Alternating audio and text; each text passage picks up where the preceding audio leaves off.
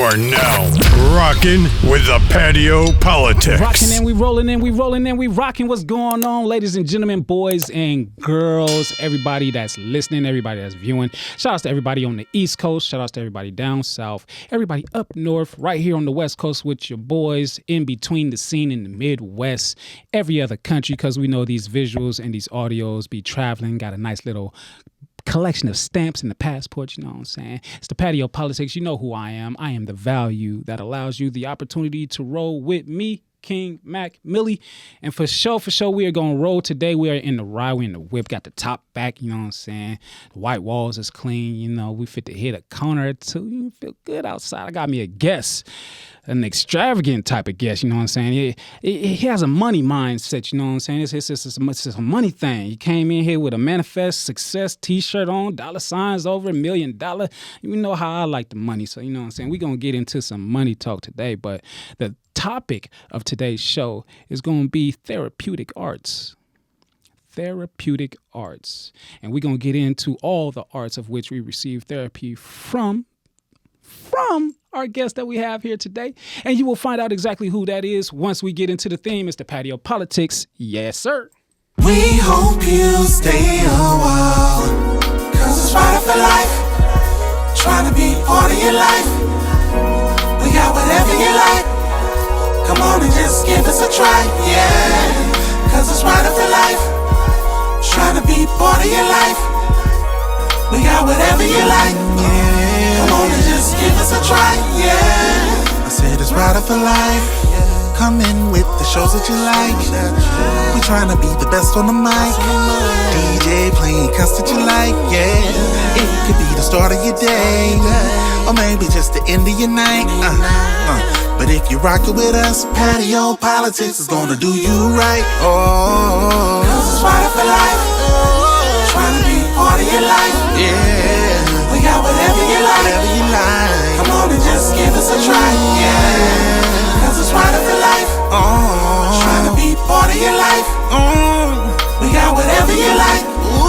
Come on and just give us a try. Yeah. We hope you stay a while. Yes, indeed. I do hope you stay a while, because if you don't, you know how this goes. Shame, shame, S-H-A-M-E, shame on not me but you, because you should be here grabbing a jewel. You know how it goes down on the patio.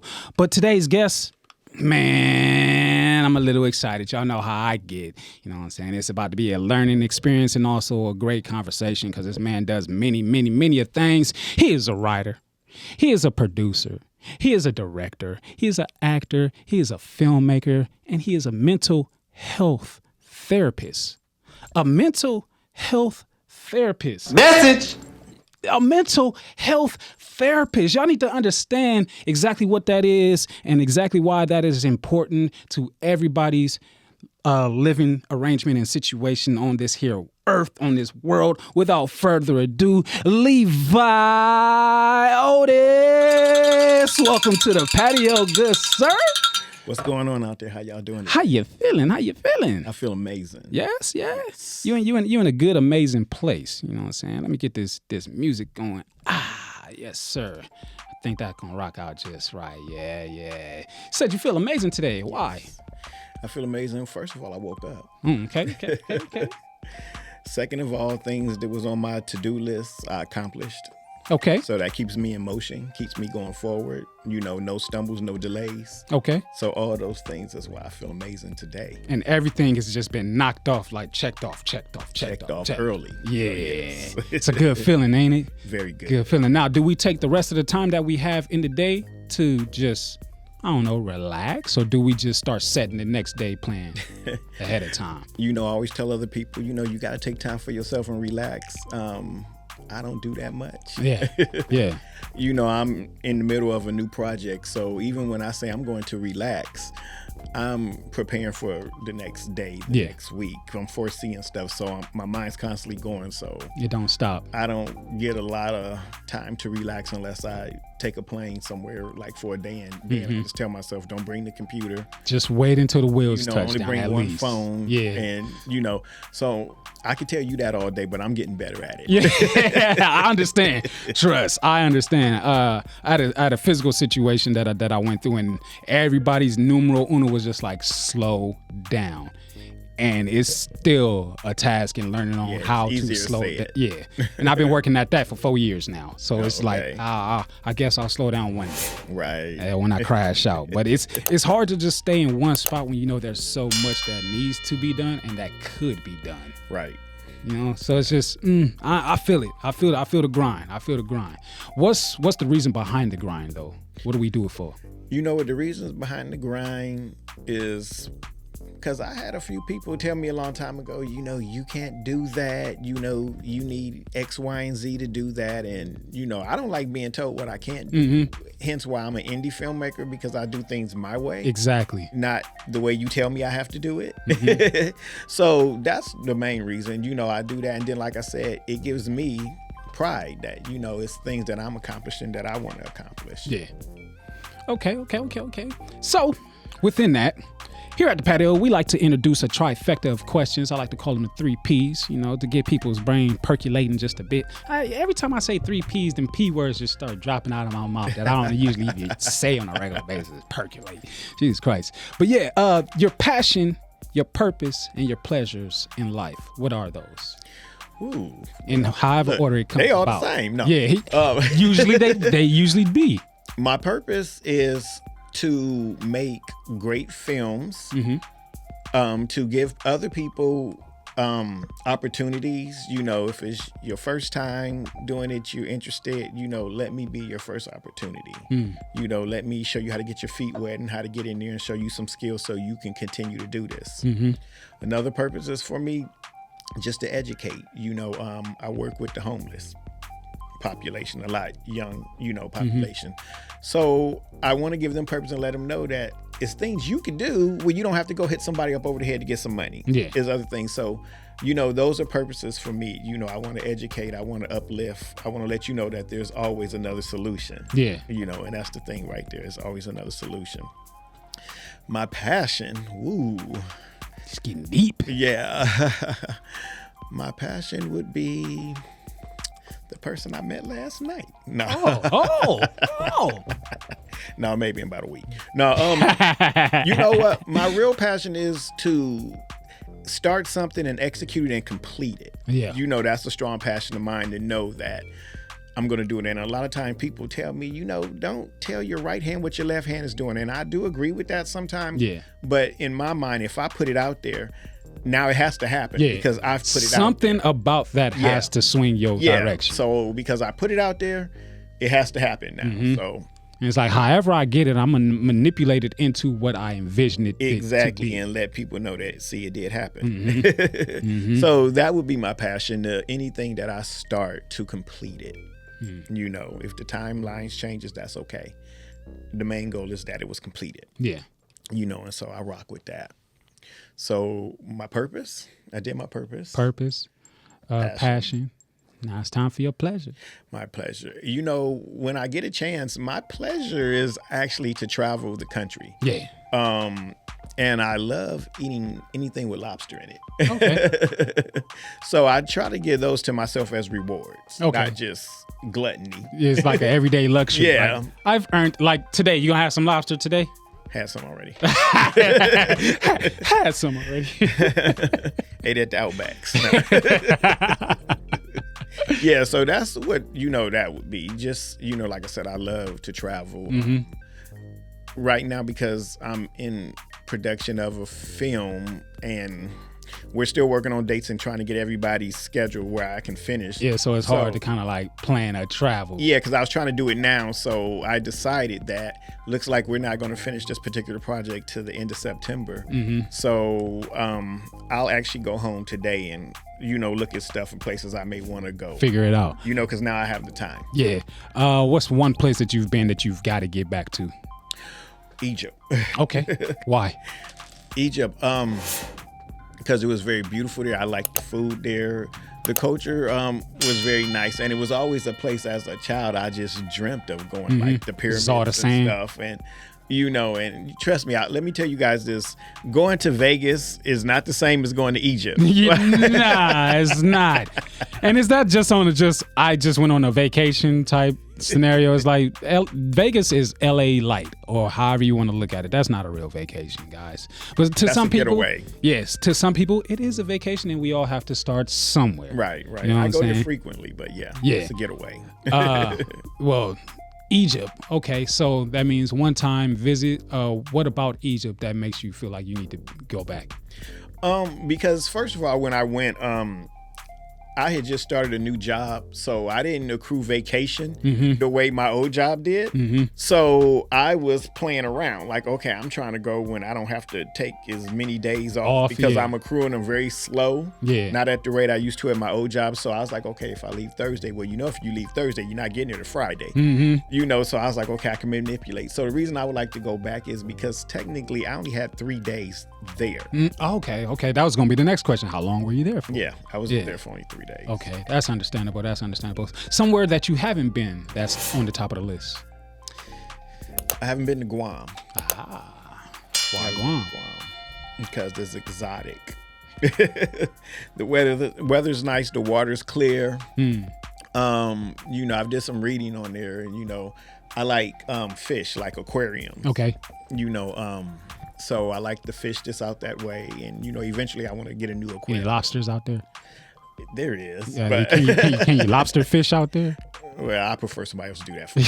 That's on the too plate. deep into it. Put it on the Just plate. cook it and butter it up for me. Yeah, so that's like one of the places that's on my list because I haven't been there, and I'm about to start circling back around, but I am going to go familiar places, but I would like to put that as one of my new places. Got you. Yeah. So you knocked out all the states early then?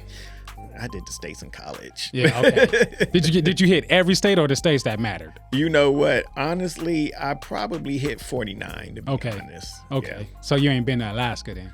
I have been to Alaska. The one state. What if that one state was like, yeah, I just stay completely away from Texas. I never go to Texas. Just the center of just. I'm there like I got a lot of friends there. I'm not trying to be in Houston right now. But yeah. Shout outs to everybody in Houston. You know what Yeah. I'm saying? What's that?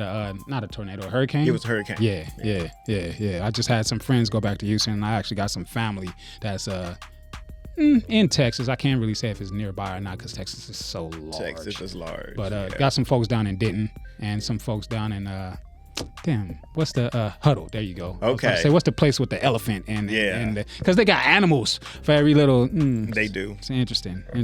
But it's a vibe. Yeah. I don't mind it. I could go back down there and spend some time. You know what I'm saying? It's a little getaway for me. Yeah, well, I like it. Like I said, a lot of my friends live there, and they live all over Texas. Yeah. They're in Houston, they in Dallas, they're in Fort Worth, so they're all over. So Yeah. A man well traveled. My kind of guy. I like to travel myself, but I know you got far more stamps in your passport than you do.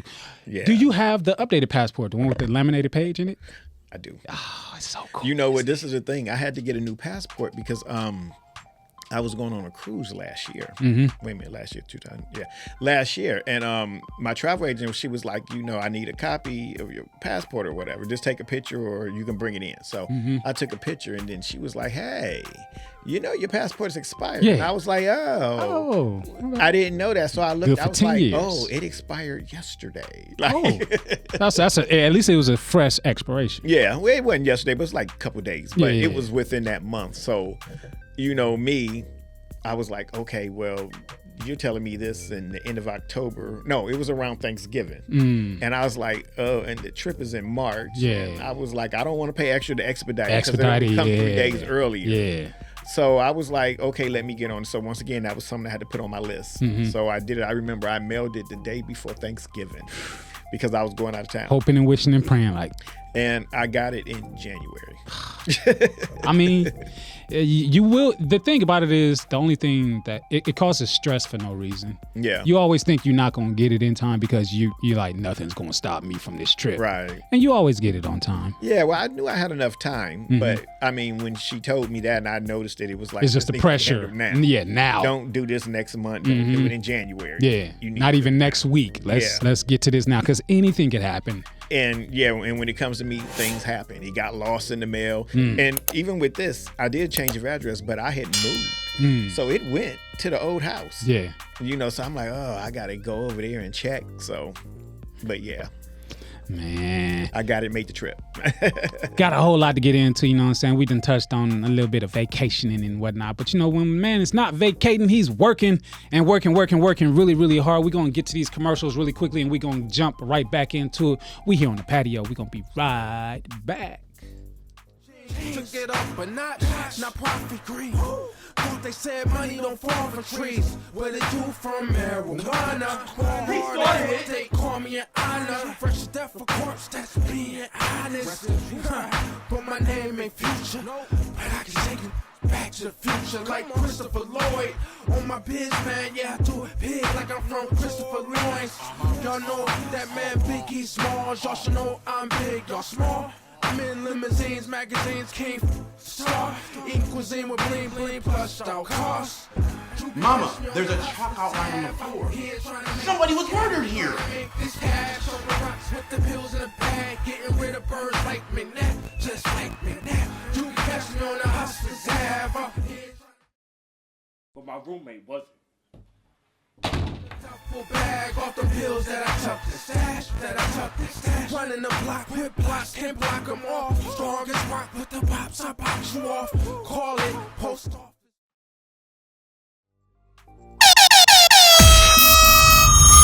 You are now rocking with the Patio PolitiCz. Yes, sir. So vacationing brings about relaxation, but relaxation isn't had as much as we may like or attempt to gain or obtain, shall I say. Working. So writing, producing, directing, acting, making films. What came first? Actually, acting came first. Okay. Acting came first because I did it in high school. Okay. So I was in drama. So it actually came first, and then writing came behind it. Okay. Yeah. Directing came many years later. Actually, directing didn't come until I moved to California. Got you. When I was like, okay, I don't feel you're executing my vision the way I would like it. So why not direct? Because I know what I want because I wrote it. Exactly. It's like nobody's going to be able to bring this to life the way that I could bring it to life. Yeah, that was my theory. Now, on most of my projects now, I do have a co-director because he brings in the aspect of, okay, I see what you want, but here's how it we're needs to discussing be. angles. Yeah. But I think we could get it like this if we. And I'm like, okay. And sometimes I agree, and sometimes I still don't. I think somebody in the room can attest to that. Being on the other side of the camera, it's a lot of back and forth, but it's actually a good like tandem. Right. As far as you got like the right type of partner to work with. Yeah, and it's you're just sharpening each other. That's all. Exactly. It really is, And that's why I keep him on board because I've learned so much from him. Okay, so with acting, what was that? You said drama class and things of that nature. Was it fully drama, like just plays with the school or anything outside of just the actual class that hooked you? Well, this was the thing. In high school, I did drama. What high school, by the way? It was a law and public service magnet. Okay. Yeah. I did drama. Actually, I did drama because this girl I liked was in that class. So makes sense. It's always about the girls. I would take it. So then I was like, okay, I got to be better than everybody else up in here. So, initially we started watching old stuff, on TV, and they would explain theater to us. And then eventually we started doing plays. And then, I expressed to the drama teacher that I had an idea and I wanted to kind of write plays because at that time I was dibbling writing stuff at home. And it was just in a notebook. So but that's good. Yeah, it was because I learned things. And I was able to take that and bring it with me when I came out here. So I started writing something. So my teacher, she told me that I could have like a 10-minute spot every day during lunch. So I wrote a soap opera type situation. And we did this Monday, Tuesday, Wednesday, Thursday, and we did it like part of lunch. So people on that lunch break, They go get their food and come back to the classroom. Like, they wait could watch come see to what's the going on auditorium today. and they could see what happens. Yeah. The funny thing is, my mom was just telling me she found the old VHS tapes. I was like, VH what? No. It's like, you got a VCR? Yeah, so They don't it even say really VCR started- no more. We got a VHS machine. Yeah. So it really started like that. So, moving forward, we did that. Then, moving forward, it was time to graduate. Me, I graduated at the age of 17 because my birthday's in the summer. So me wanting to be grown and move out, when I graduated, I think we graduated the last week of May. I walked with my son, and then I went to college like 2 weeks later, and I started in the summer. So out there, it was just me because I brought my son with me. Yeah. So I didn't do a lot the first year. I was trying to get acclimated and see how this going to work because I got my son with me and I got to go to school. I got to work because I can't afford to be at this expensive school. But I didn't want to go to a community college. I wanted to go to where I applied to like Georgetown, Duke, Villanova. I applied places like that. Shooting for the stars. Yeah, so when I got picked for Dartmouth, I was like, I'm out. Yeah. So I just wanted to get out there quick, and I figured by me going in the summer, I could find a lay of the land and find a job because I was going to have a job. Yeah. And figured out, so like my second trimester, I signed up for drama there. Okay. Like it was a drama group there, and I signed up for that. And I didn't really care for it because me at Dartmouth, just understand it wasn't a lot of me. Okay. Okay, we all knew each other on campus. It was about Is 12 of us. Yeah. So it's like, you were you not being challenged? Is that what it was? Well, I felt at some point, I solidified my spot there, but I think in the beginning it was like, this is how we do it and you don't know. And I was like, but I know a lot. You don't know what I know. So yeah, you should take my input or less input together. So eventually, they seen it and they got it. And that worked out, but I didn't do too much because I had to work. Like I worked full time, went to school full time, and I still had to raise my kid. Yeah. So you basically like fitting it in where you can. And that's really what it was, fitting it in. It was, I always tell people my college life was a puzzle because I just had to make things work. So that was that. So pretty much at that point, my focus was just graduate, get your bachelor's, get your master's, get out. Yeah. And I was able to do that by going to summer. I did that in 5 years? I did undergrad and grad 5 years because I kept going through the summer. Yeah. And I was trying to take accelerated classes, which by the way, that sucked. Yeah. That sucked because my study habits were never the best. I was more of a crammer. Oh, if I got a test at 8 a.m. You cramming at 7? No, I would start about 5. Just a little bit extra cushion. But as I walked on campus, if you walked by and was like, "What's up, Levi?" I couldn't talk. Yeah. I couldn't talk to you because you focus on, and what you just stuff put is in gonna there. leak out as I'm talking. So I just be like, "Oh," so I did that. So moving forward, my whole thing was I wanted to move to Hollywood. That was my goal. I want to move to Hollywood. Look, and I want a cleaning lady. That's what my goal was. It was very short coming, but that's what my goal was. So at that point, after graduation, I went to Ohio because I was actually born in Ohio. I was just raised in New Jersey. Cleveland. That's where it was, Shaker Heights, Cleveland. Yeah. So I went there to see my sister and her husband and her kids and everything. And I met someone. So that detoured me, because I was just passing and we were going to leave. The man on a mission. Yeah, so I met someone and, I got a job like 2 weeks later and I was like, well, I'm staying. I think a month later, I told my sister, I said, well, I already found the spot. We out. Yeah. So I'm not going to be in here with you and your husband and your kids. Yeah. So, thank you, though. Yeah, thank you. So that lasted for like a year. Like the 366th day, we broke up. The 370th day, we were in California. Huh. Okay. Oh yeah. Look. This is over with. Ain't no need for me to stick around. Let me go ahead and get going. We didn't. We were out. So we moved to California, and at that point, I was coming out here a lot. So I had like friends out here. I had one friend who was like, well, I'm in the military and I'm trying to sublease my spot. So I was like, okay, so stayed in Hawthorne, subleased his spot. Somehow he got kicked out the military. So he was back like 2 months later, and that was getting very tight. I was like, this isn't good for me and my kid, and so left. Yeah. Went to Long Beach. Lived in Long Beach for maybe about a year, and at that point, I didn't have a car. Okay. I didn't have a car in Long Beach. You had the trains. And yeah, and that's what I was cool with the trains. I never did the buses out here. Okay. I only did the trains because I was familiar with trains on the East Coast. Got you. So I did that. So now it's getting to the point where, okay, it's time for my son to get ready.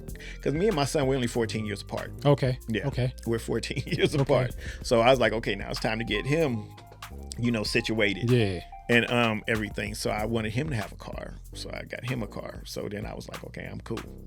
So eventually it came a time where, because when I first moved out here, I didn't want a job. I had saved.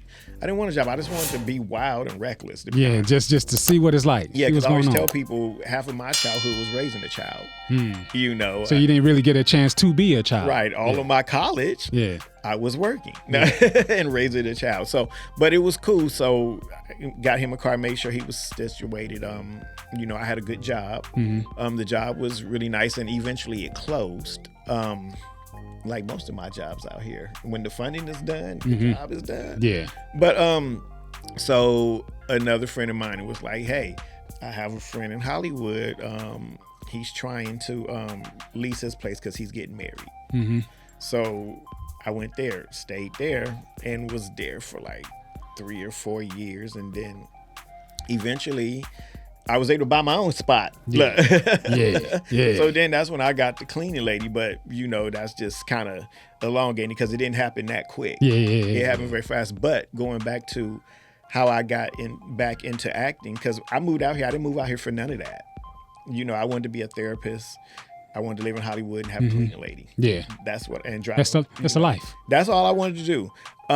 So when I moved out here, I still had long hair. It was hard to find braiders out here because they didn't want to wash your hair at home. Yeah. They washed and did everything. Yeah, they like the length, but they don't want to deal with the upkeep. Yeah, exactly. So this one particular day, we were at the Beverly Center. So I was with one of my homies. So I took my braids out because I was like, I'm going to Lemerck and get it braided. So we went there. So this guy walked up to me and was like, hey, do you act or anything? I was like, nah, not really. I did that in college. Yeah. Not really nothing serious. So he gave me his business card. And I was like, okay. So I just kind of, and my boy was like, well, you should give him a car. And I was like, I don't know, because he gave me vibes that he was looking for something else. Yeah. At the Beverly Center, you never know what you know. But he was like, call him. So I called him, and lo and behold, it worked out. And with that, I got to do a commercial for Gap. It was just like what you call a mall commercial. I was sitting in the mall, like on the TVs. Got you. Or whatever. But then he started getting me work for extra works on the Parkers, different things like that. So with that, I started meeting other people.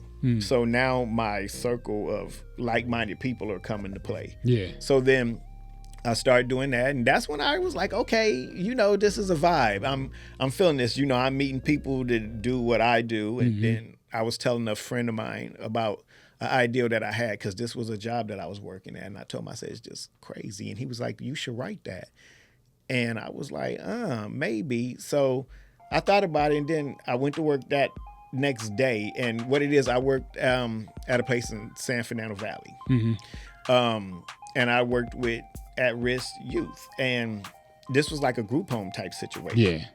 I was the supervisor there, and that was the second job for a lot of the youth workers, because I think they were only paying them like $13. Yeah, crumbs. Yeah, so that wasn't their only job. And, they did things at that job that, like bring their laundry there.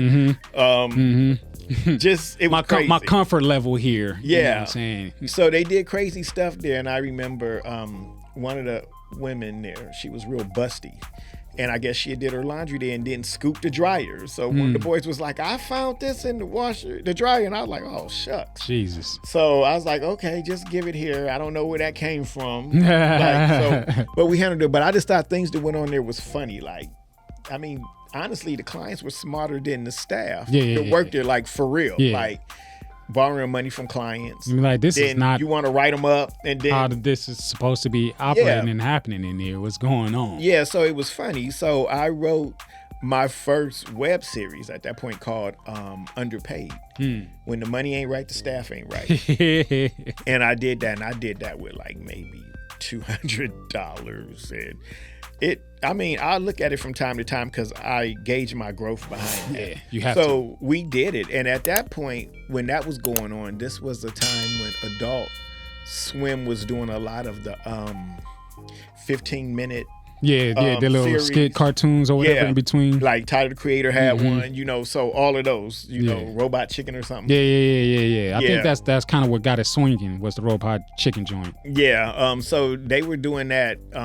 So I was like, okay, cool. So I put it on YouTube, and then I had got actually hit by Adult Swim. And they were like, well, we could pay you, $10,000. And I was like, well, that's kind of nice. But with that $10,000, they wanted me to do 3 seasons. Like, my first thing, I think it was like 8 episodes. And I was like, oh, okay, well, I probably could because I did this with only this amount of money. Yeah, but then you, like, all right, is this open for discussion? Yeah, well, actually, I was just kind of hungry. I was like, oh, okay. But then what happened was, see, I have some attorney friends, and they wanted me to take my name off as the creator, as the writer. So I was going to create this and write it, but I'm not going to get the credit for it, which means you're going to own my stuff. So at that point, I just declined. I was like, no, I'm good. I can't miss what I don't have. So it never happened. So I think maybe 2 years later, I put out a second season, and I revamped it, and clearly it was less episodes because they were longer, and it was starting to cost more to shoot. Yeah. So I did a second season, and I called it Underpaid, The Reality. So it was kind of shot like a reality, like we cut away to their confessionals and different things that's going on. And can we see that?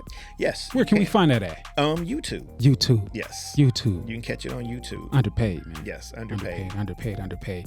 Probably see a segment of that in this commercial break following up right here, right now. Not no probably, you will. Tap in, tune in, see what it's all about. We'll be right back here on the Patio PolitiCz. Pow, pow. I'm pregnant by you. Damn, she cheated on me. Man, you should really leave her ass. I didn't think my boy could be out there, taking care of another nigga's child, bro. I'm gonna go home and put her ass out. Have a good night, fellas.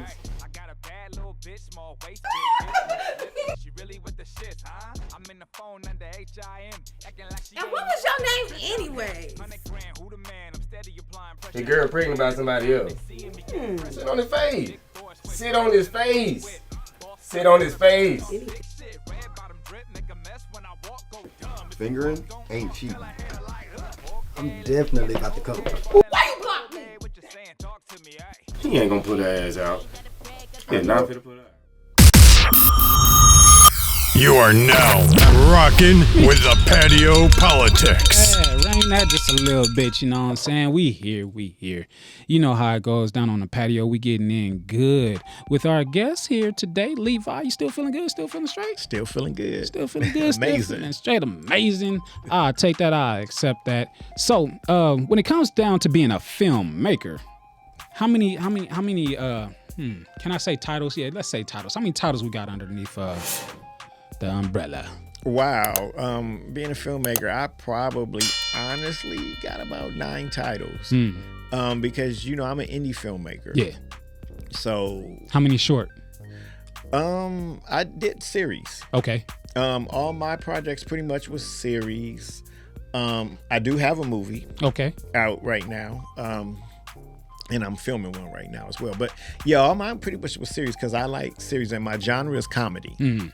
Yeah, so but as far as hats, I produced. I had to script supervise. I had to do wardrobe. I had to do set design, which afforded me opportunity to do set designs for other projects. Yeah. So, I studied on my craft on that. I co-directed. Earlier work, I was in it. So I definitely needed my director then, because if I had to get on the other side of the camera, I needed him to direct, and then I would come watch the playback, and then, I jump back in there and do whatever. I did craft services. In my earlier projects, I literally was looking at a monitor and in the kitchen cooking. I'm wearing every hat that I possibly can to get this done. Yeah. I would buy wigs from Party City and put on the girls. And just crazy. Or costume shops, I buy wigs. Wardrobe, I would loan out my Jordans to the guy talent. Had to chase them down. That's love. Would try to leave with my Jordans purposely. I'm like, hey, drop off them Jordans and them Timbs. I was just wondering. I didn't think you wanted them no more because they got a little small crease in them. Yeah, that part. So I had to wear a lot of hats, and all the time it wasn't necessarily by preference, but it was to save money, to make the budget. And things have changed over the last few years. Like the project I'm working on now, the budget is triple what I've ever done. Yeah. Triple what I've Has there ever been, or can I even say that? Is there ever a budget that's just too big? Do you think that's possible? Or I do. A better way to ask it, because I see that people do get budgets. Is it all about spending that whole budget, or is it not? Well, this is the thing.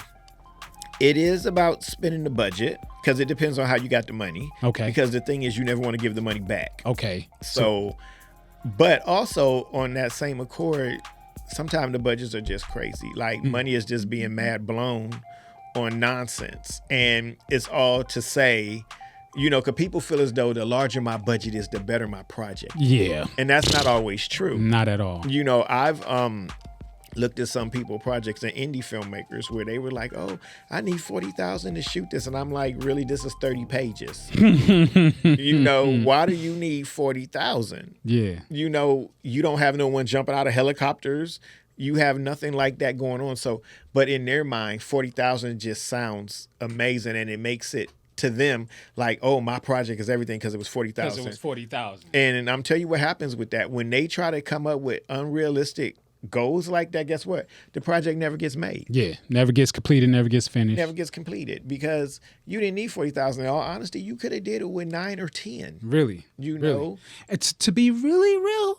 Could have probably did it with like maybe $1,000, maybe, depending on who you got working with you and the skill coming along with. Yeah, if you actually got a team, I mean, you could. In my earlier day, I did it because I knew people that was doing it for the love of film. But now, when you come across a lot of people, they're doing it for the love of film, but they want to get paid too. Yeah. And I totally get that. I don't want to spend 3 days with you and I'm not going to get paid. Yeah.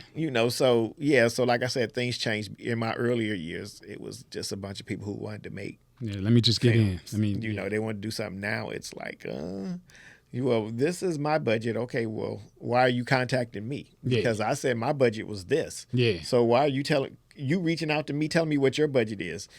Is that just for you? is that what's that gonna cover? Yeah, because my budget named the budget to do the whole thing. Yeah. That's not all for you. So just to cover your portion. Exactly. So you get that every now and then. Right now. But so therefore I do wear a lot of hats. It's very exhausting. Yes, definitely. But it's very rewarding too, because I mean I'm a control freak. I'm be real honest. I'm a control freak because in my mind I'm not going to drop the ball on my project. Yeah. So I know what needs to be done. And if something's wrong or something was overlooked, I can't get mad at nobody but myself. Yeah. So I may have to bite that and be like, okay, well, we got to pull another 4 hours somewhere. I got to pay for this to get it right. But thank God that hasn't happened. So, because like I said, you got to watch out nowadays because people will jump on a project, but like I said, they're not doing it for the passion of it. They're doing it to get paid. Yeah. So if they're not passionate about your project, and I always say this, if you're not passionate about my project, you're not going to give my project your 100%. Exactly. Exactly. Because you're just doing it at the end of the shoot to get paid. Yeah. It's like this is just a money grab. It's just money. Right. Web series. Let's name them all. What we got? Whoa. Okay, you put me on the spot with that one. Okay, because you know what? I have a lot of them, and the thing is, they're all award winning. They've all won awards and film festivals. So let's see if I get them all right. Underpaid. Okay, I did 2 seasons. My best season is the best. So if you guys ever look it up on YouTube, go to season 2. Season two. So we got Underpaid. Then we have Christian Brothers, which I did 2 seasons of that. I was approached by distribution, so we re-edited and made it into a movie. Got you. So that's on Tubi. It was on All Black and Amazon. Okay. Yeah. Okay, so we did that one. So we did Underpaid. We did Christian Brothers. We did Case Management. 2 seasons? 2 seasons? No, we did 1 season of Case Management. Okay. We tried to do another one, but the one girl in the show, she now does news for Fox. Oh. So her schedule was all over the place. So I've rewritten it 3 times prior to that. Got you. So I hope to do something with it next year. You will. So we got that. So then after that, I did a show called Braden. That was a spinoff of actually Christian Brothers. Mm-hmm. I did, Braden, and then I did a show called Another Quay Rashad Moment. That was about a podcast DJ. Okay. Who lived in Manhattan Beach. Yeah. Interesting. Very funny. I did that. So then after that, that's 5. I did one for my son. My gift to him was because he wanted to do acting and do things. So I was like, let's write something together. You need to learn how to write. Yeah. So we did that one, and that was right after the pandemic. Okay. Right around the pandemic. And that one won a lot of awards, and that one means a lot. And the name of that one was Nico Live. Okay. And that one meant a lot to me because when we shot that, I had literally just had surgery from cancer, like on, say, a Tuesday. Mm-hmm. They let me out, and we shot this on Thursday. Wow. Wow. Yeah, in one day. You don't know how to chill. You don't know how to take no break. Yeah, I know. That's it right there. That confirmation. Yeah. So we shot that in one day. That won a lot of awards. And then the next project I did was with a rapper, Chaz Heyman, known as King Dope, who's now with Death Row. I did it with him. I cast Slink Johnson. Black Jesus. Black Jesus. And that's called King Dope. Okay. So we did that. And actually, the funny thing is I got approached by distribution, and that was a series short. So each episode was short. But I did get approached by distribution, and they was like, well, we like this, but could you do any more to make it long? Yeah. So I said, well, I could re-edit it or whatever, but I would have to shoot more. So I wrote more to shoot to add with it. Mm-hmm. But the lady who played his mom, she died from cancer. So that happened. So we just kind of, that kind of devastated everybody. So we was like, let's just shelf this for right now. Yeah. And then by that time, that's 7. So by that time I had already written the project I'm doing working on right now. We in this together, and then I wrote another one loosely based off me in college. It Takes a Village. Well, that's good that you was able to go down memory lane and dot them I's and cross them T's. You know what I'm saying? You didn't think you could do it, but you did it. Right. You know but I asked that, you know what I'm saying, just to give a whole mental trip. You know what I'm saying? Because it's really going to tie into my next question as we open up about you being a mental health therapist. Right. Things of the mind, things of the imagination. You could lose your mental over something so minute, I believe, very quickly. Right. Very, very, very, very, very quickly. To you, just an overall synopsis, what does mental health mean to you? Mental health, and I'm not going to give you the book definition.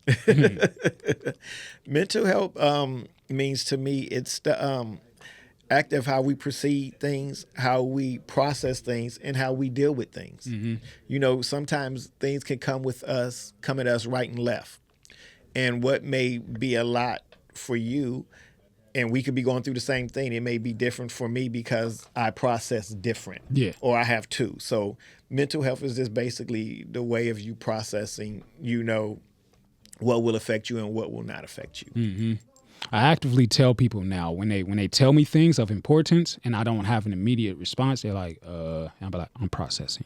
Yeah, right. I didn't used to say that all the time because it would like lend to like arguments and other like you're not listening almost. And it's like I'm listening, but I just don't have any words right now. So let me just tell you that I'm processing. Right. So that you grab onto that and hold on to that. How important is mental health? Mental health is very important because, like I said, especially right now, our society is, it's like, we got to vote for a president. We got one president who was president before, who is no longer president, but he's basically telling you, if I don't win, I'm about to set it up, set it off up in here. Yeah. It's going to be casualties. Yeah. And then you got the other president look like he's going to have a stroke any day. Yeah. It's like, people are hopeless. Every debate, I just hear people say, just fall. You'll be okay. Just fall. They're telling women, you can't get abortions. And now I thought I just read something about if it's your second cousin, you can have sex with them. And I was just like, what is going on? So, with all of this, it's heavy right now. Very heavy. Because that right alone now is just like, what? Yeah, I couldn't even fathom that. If you even said any type of relative, what?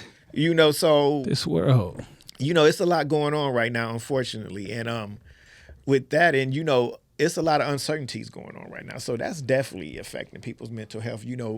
People got so much to worry about, money. Honestly, when I first moved here, you can get a studio apartment. I remember it was like, I think it was like $950 in Hollywood. I found a nice one that had a doorman, and it was like $1,050. And I was like, ooh, that's a lot. I never had to pay that much in rent at that time. Okay, I happened to see that same thing because I was helping a client actually look for stuff, and I just kind of seen the same building. 3 racks easy. Same building. Studio, mind you. It's just a studio. They now want $2,950. I said 3 racks easy, but Jesus, that's right under for just that's a mortgage. Here. That's a mortgage. Let's just say it's this. Yeah. And I was like, wow. Now, granted, I've been here now over 10 years, 13 years. So I'm like, gosh, the inflation is crazy. Yeah, it is. It's crazy. It will definitely drive you mental. Yeah, and the thing is, if you have a job where you're not making the best money, or you don't even know how to manage your money, it's an everyday struggle. It's a struggle, and that goes into your mental. Now they're talking more about food. Why are you putting rat poison in my food and telling me it's safe to eat? Why is my meat not meat? Like we had a conversation off camera. It's getting interesting. Yeah, interesting. All of that now affects, and because of some of the additives in the food, some of that does play a part in the moms having babies and the kids being born a little different. And now also it's the medical world. If you got a little ADHD, let's give you, let's give you everything that you don't need. Let's give you drugs. What? It's like, basically, if you just spend time with this kid and discipline them, and I don't mean like whooping their butt. Yeah. But, sit down with them. They don't need medicine. Conversations. But the medicine is easy for upper middle class, I'll say, even some lower middle class. But the medicine, and I'm not a big fan of medicine. Me either. I'm not a big fan of medicine. But the medicine is good. It's a babysitter. I give you this medicine, you can go zombie out and get out my face. Yeah, because for a little bit. All day. Yeah, I worked all day. I'm tired. I don't have time to raise you. Or I don't feel like it. Until you're not an issue or a problem anymore. Right. However that comes about. Yeah, and, I never could get that, because I'm a firm believer. They didn't ask to be here. We didn't ask to be here. Not at all. But we're here, so... What made you want to become a mental health therapist? What made me want to become a mental health therapist? And this was actually by accident, to be honest. Now, when I was in college, I did go for psychology. Okay. I did go for psychology, and I'll take that back. I went for psychology, but I actually went to be an architect. I went to be an architect, but this was the thing. Child.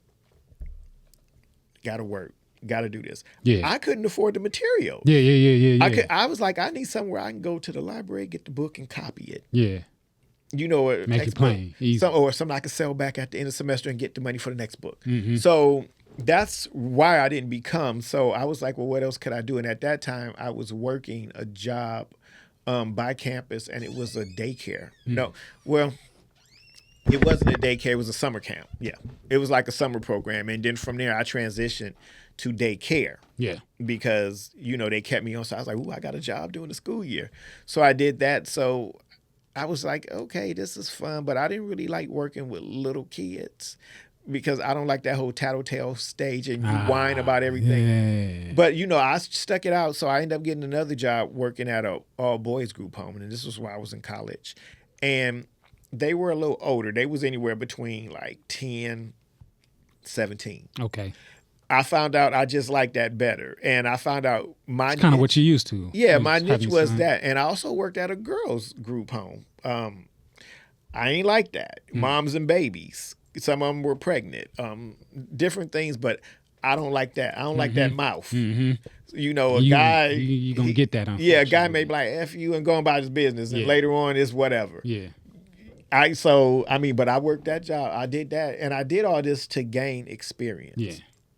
I'm not going to say I hated any worse than other, but my niche was definitely... So as I aged up, I started working with older and older populations, which got me now where I'm at now on Skid Row. Mm-hmm. And I was seeing that a lot of people there have different stories. And I was intrigued by those stories because some of those people were on Wall Street. Yeah. And it took one stroke and a divorce. Yeah, yeah.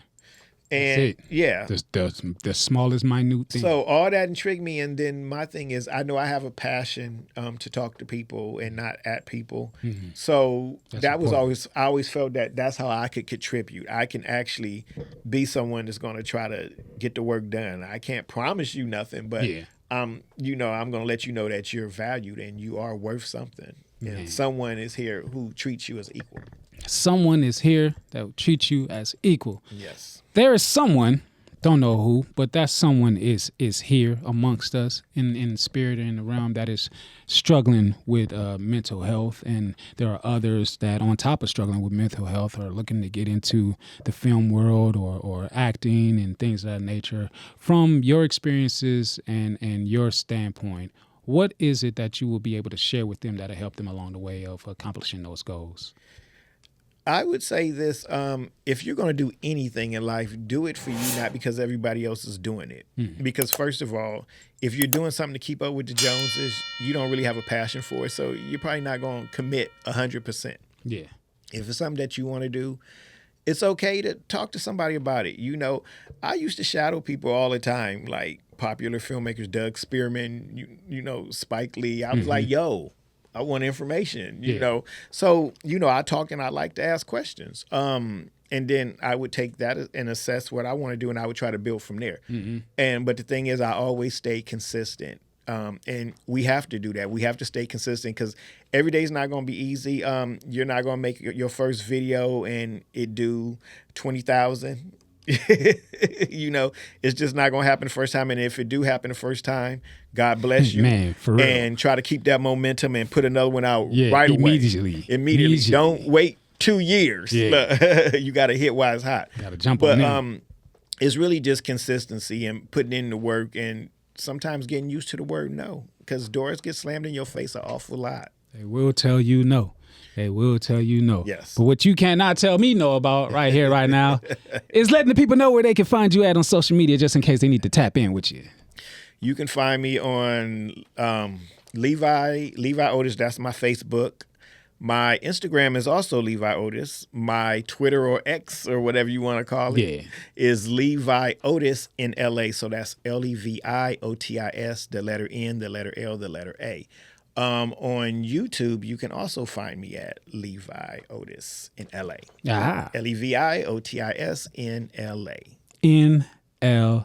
Yes. Before we get out of here, you got a gift for us. Yes. We love gifts. We actually have a gift exchange that we do here as well. You know what I'm saying? So we're glad that you brought us something. You got to share what you brought over to the patio.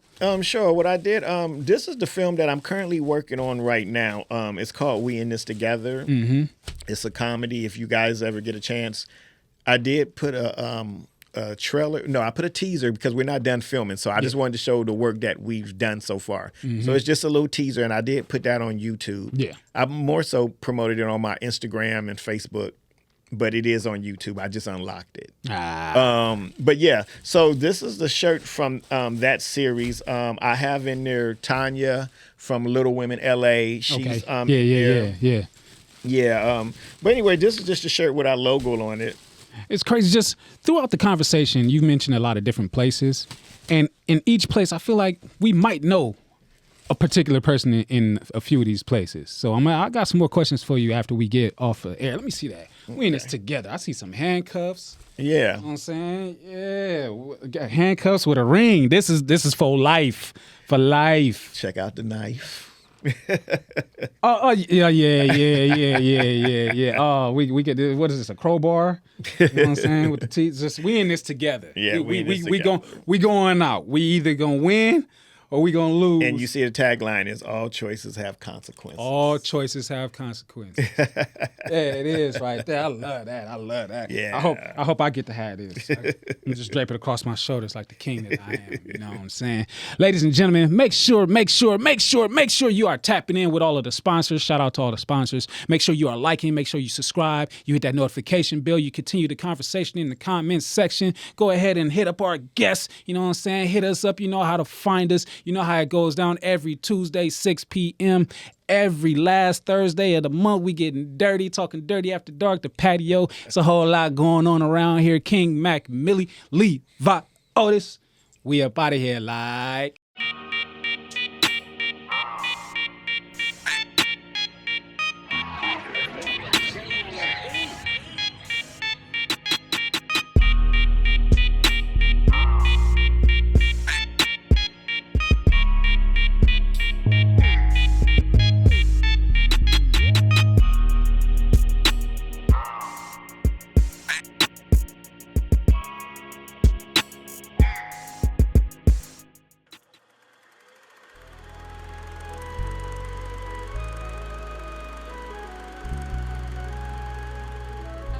We don't do trends, we trendsetters.